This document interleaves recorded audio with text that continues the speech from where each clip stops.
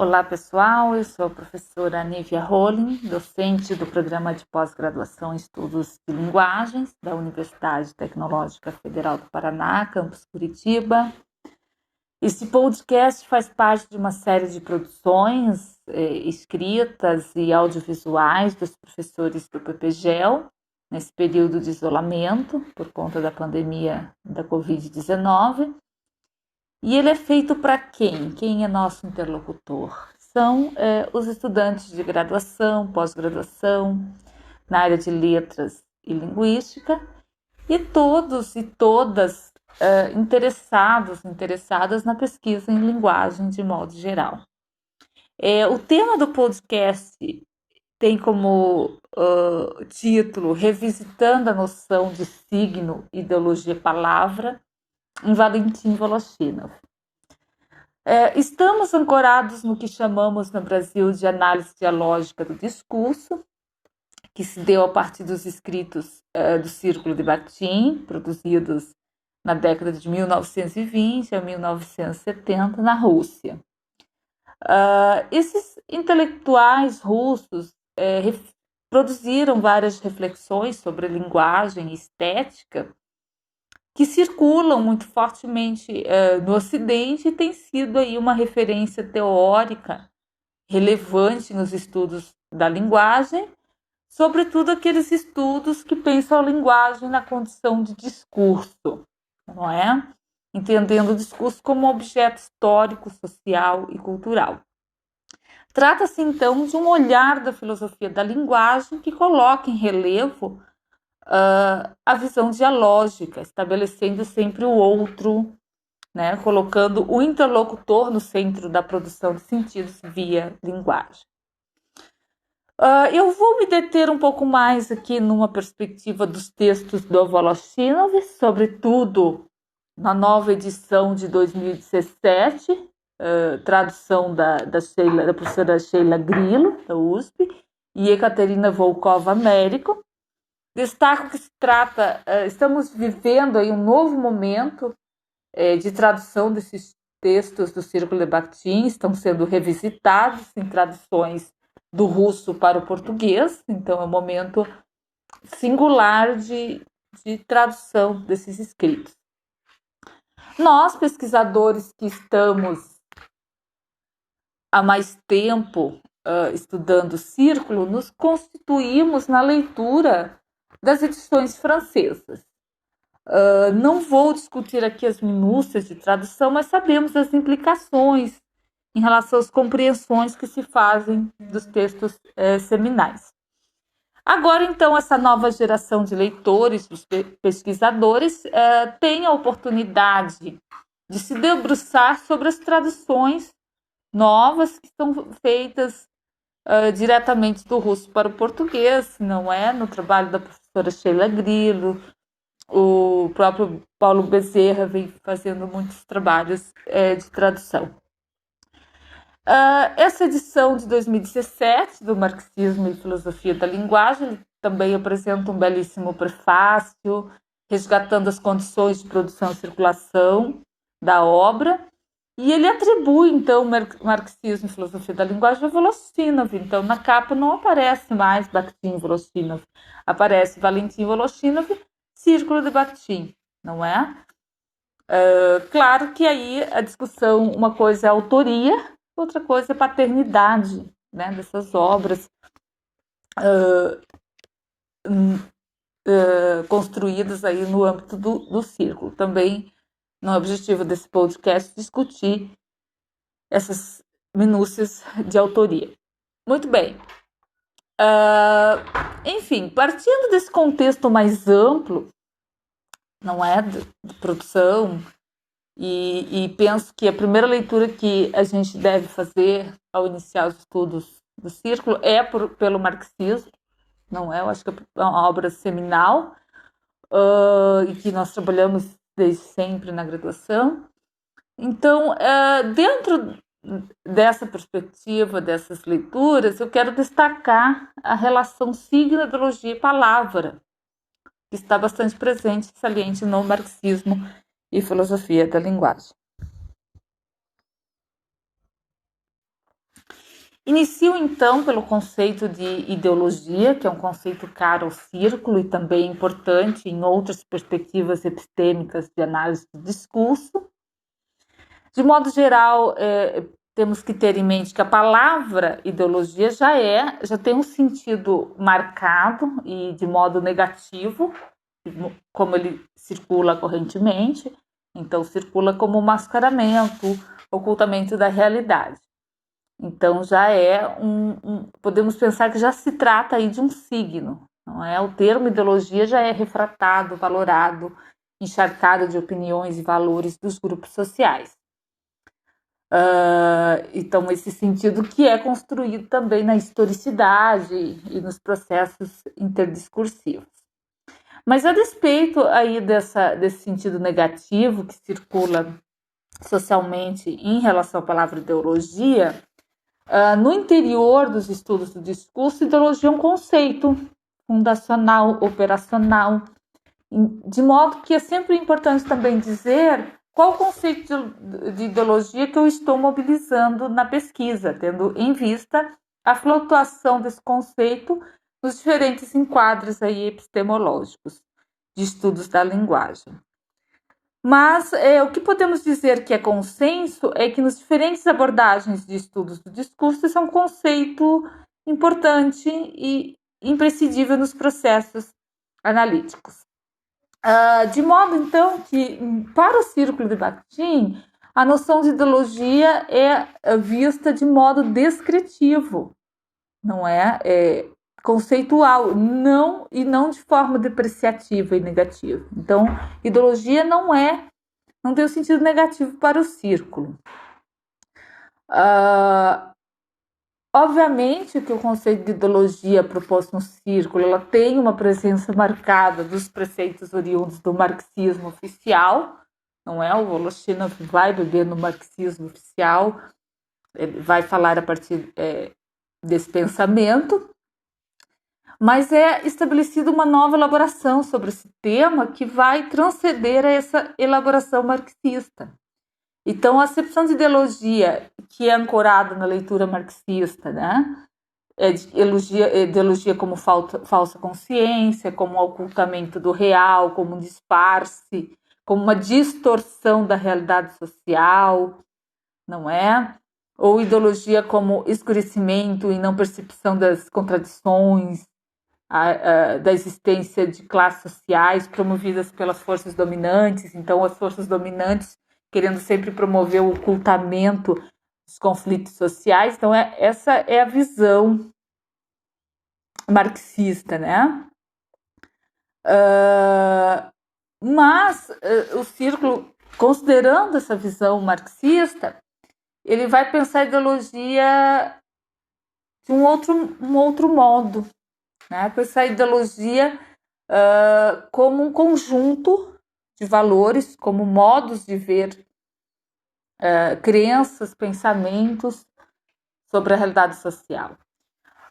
Em um texto do Voloshinov, que é a linguagem da década de 1930, ele vai dizer, então, não é?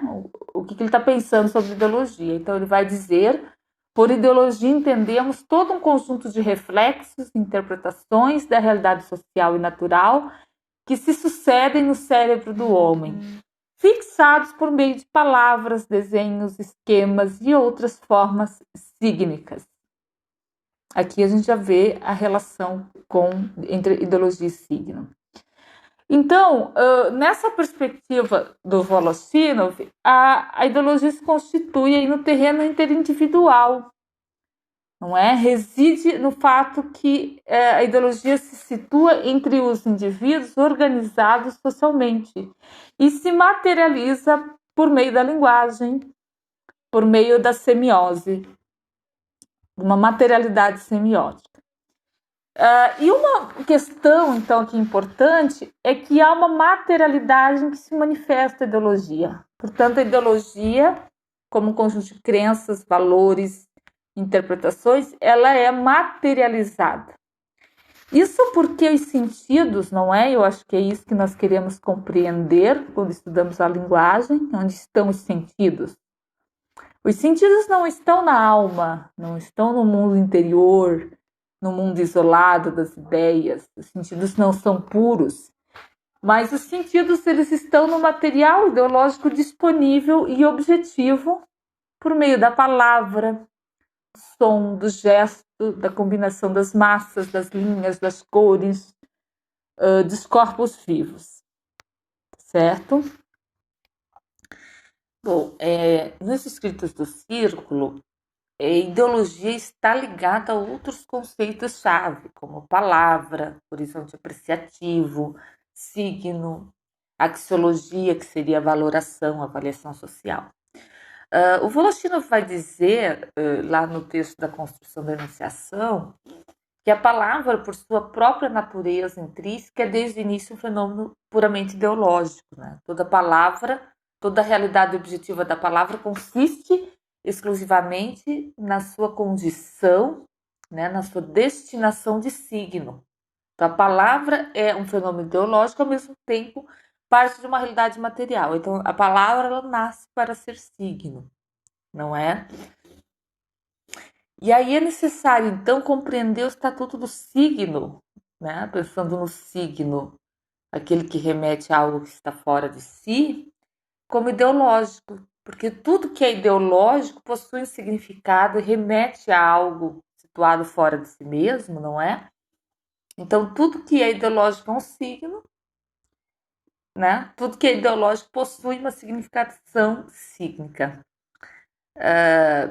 Então, nesse sentido, o que nós queremos dizer é que a ideologia é semiotizada no signo, não é? A partir das interações sociais, históricas, né? O lugar do fenômeno ideológico é o material social particular dos signos criados pelos homens nas suas interações, não é? Então, o fenômeno ideológico vai coincidir com a realidade do signo. Esse caráter signo é um traço de todos os fenômenos ideológicos, não é? O signo seria a materialização da comunicação social e nesse processo, quando o objeto entra no horizonte social de um grupo, desencadeia uma reação, né? Uma produção semiótico ideológico, não é? E esse signo, obviamente, se nós olharmos lá para a parte que o Voloshinov vai falar do método sociológico, ele está ligado às condições socioeconômicas essenciais desse grupo, as bases da sua existência material. Então, esse signo está ligado a uma realidade concreta material, não é? E o signo, é importante dizer também, que ele apresenta, então, uma faceta material, semiótica, que se compõe de som, de massa física, cor, movimento do corpo. Então, tudo que é ideológico está ligado a um sistema de signos que reflete e refrata determinada realidade socialmente construída. E quando nós estamos analisando os enunciados, a produção discursiva em circulação, nós estamos olhando para os signos que emergem nessas situações de interação. Importante dizer também que nós não estamos dizendo que não há uma realidade objetiva, mas que essa realidade ela é materializada nos signos a partir de um conjunto de axiologia, valoração dos grupos sociais, não é? Por isso vemos versões públicas de mundo tão diferentes e até conflitantes sobre o mesmo objeto de discurso, não é? Vamos pensar aí a arena política brasileira, né? Como que o mesmo objeto no mundo é visto, é percebido, é semiotizado de modo tão diferente de acordo com esses diferentes grupos sociais. Agora, especificamente, estamos vivendo um momento muito singular, uma pandemia sem precedentes no século XX, século XXI e século XX, e os sentidos disso são significados dentro dos grupos de modo distinto, dentro de uma ordem discursiva que organiza e orquestra esses discursos sobre o corpo, sobre a saúde, sobre o isolamento, a relação saúde-economia, enfim, né? Isolamento ou quarentena, enfim, uma série de discursividades que estão circulando, não é? Sobre esse cronotopo, também estou pensando sobre essa ideia de cronotopo pandêmico, que estão circulando. Como é que o analista, né, aquele que vai pensar a linguagem, vai olhar para tudo isso? Ele vai olhar nos signos ideológicos que são marcados axiologicamente pela valoração, avaliação social dos sujeitos, não é? Então, tudo isso está produzindo sentido nos signos. O Pôncio diz, não é, que Augusto Pôncio, no signo ideológico está sempre presente uma acentuação valorativa, que faz com que o mesmo não seja simplesmente uma expressão de uma ideia. Então, um signo não é expressão de uma ideia. Ele não está no lugar de somente, representando algo somente, mas também uma expressão de uma tomada de posição determinada de uma praxis concreta, né? Então, ao signo, para pensar o signo, significado, significante, dentro desse corte, dentro dos estudos linguísticos, e aí o Volosino vem propor o signo como ideológico, ele vem propor que, além desse signo significar algo que está fora de si, ele recebe também um acento, uma posição concreta, axiológica. Desse sentido, os signos estão também permeados pelo horizonte valorativo dos grupos socialmente organizados de uma determinada época, não é? Esse horizonte valorativo dos grupos integra-se ao signo e agrega-se ao signo, dando a ele um ponto de vista, uma posição axiológica. E é nesse sentido, então, que a gente vai dizer que o signo ele não só reflete uma determinada realidade, mas ele refrata outras realidades por essa acentuação, né? E ela vai compondo essas realidades. De modo, então, que uma posição axiológica avaliativa né, isso que eu falei, não reflete uma realidade, mas refrata outra. Né? Eu acho que a teoria de refração e Volosino foi uma coisa bastante interessante e potente para a gente pensar. Não é? Não se trata só de refletir, de espelhamento. Né? Então, porque o signo ideológico, sendo produto da história humana, ele não só reflete, mas refrata todos os fenômenos da vida social. É importante pensar esse aspecto, a teoria da refração no signo, que poderia explicar, indicar essas diferentes formas, essas diferentes versões públicas do mundo que circulam. O signo como lugar, então, não só desse reflexo, mas uma refração ideológica da acentuação valorativa se apresenta na materialidade linguageira, não é? Que sinaliza aí para a noção, então, de enunciado. A Volostina vai falar muito de palavra, não é? Do estatuto da palavra como enunciado. Em muitos momentos a gente pode tomar o termo palavra por enunciado, esse conceito bastante importante dentro do círculo, né? Seria uma palavra enunciada, que não pode ser visto separado do acontecimento, separado da historicidade, não é? Essa palavra enunciada está ligada a essas condições. Então, a partir dessas considerações, dessa ideia de signo, de valoração, compreendemos a ideologia como presente em todo ato da interação humana, não é? Acho que isso é importante dentro dessa perspectiva epistemológica, porque a gente diz muito que isso é ideológico, aquilo não é ideológico, eu não sou ideológica. O que eu estou querendo dizer com isso, né?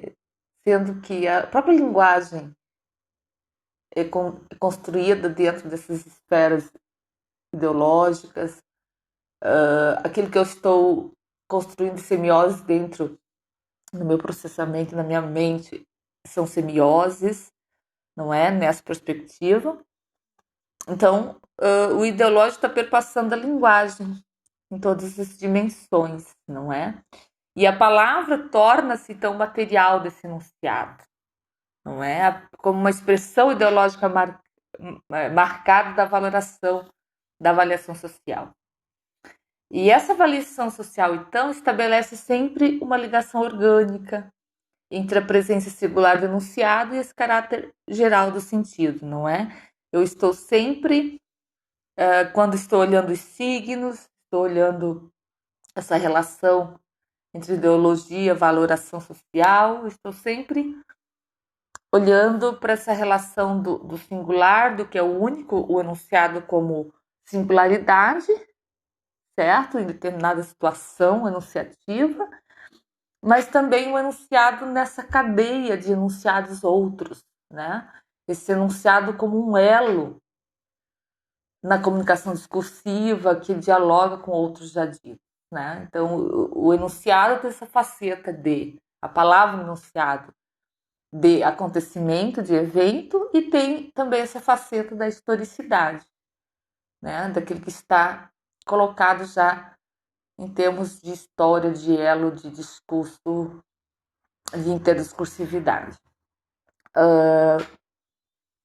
Bom, fechando então aqui o nosso podcast, partindo desse conceito de ideologia ligada ao que se materializa nos signos, e esse signo que além de representar, está no lugar de, esse signo ele recebe um acento, um valor, ele é construído aí no bojo desses horizontes sociais de uma época, de um tempo, de um grupo social, não é?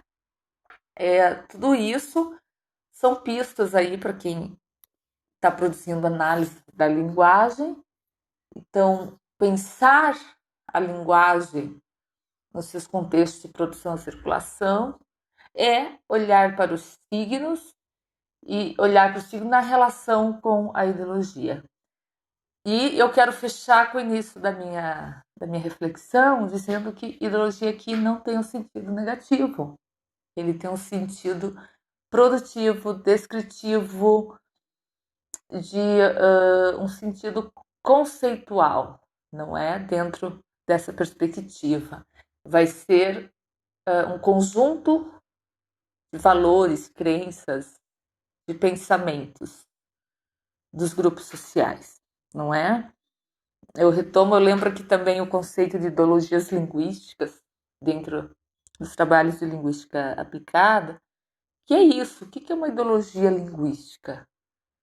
Né? Todos nós enunciamos ideologias linguísticas. O que pensamos sobre a língua, sobre os usuários da língua, sobre determinados falantes, são crenças, valores que são construídas.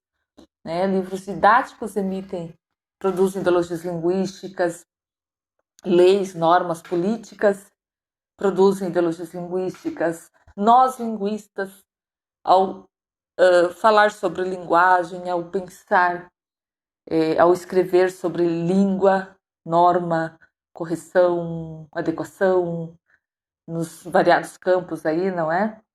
Estamos produzindo também ideologias linguísticas, não é? Então, não é um conceito negativo, ele é um conceito descritivo.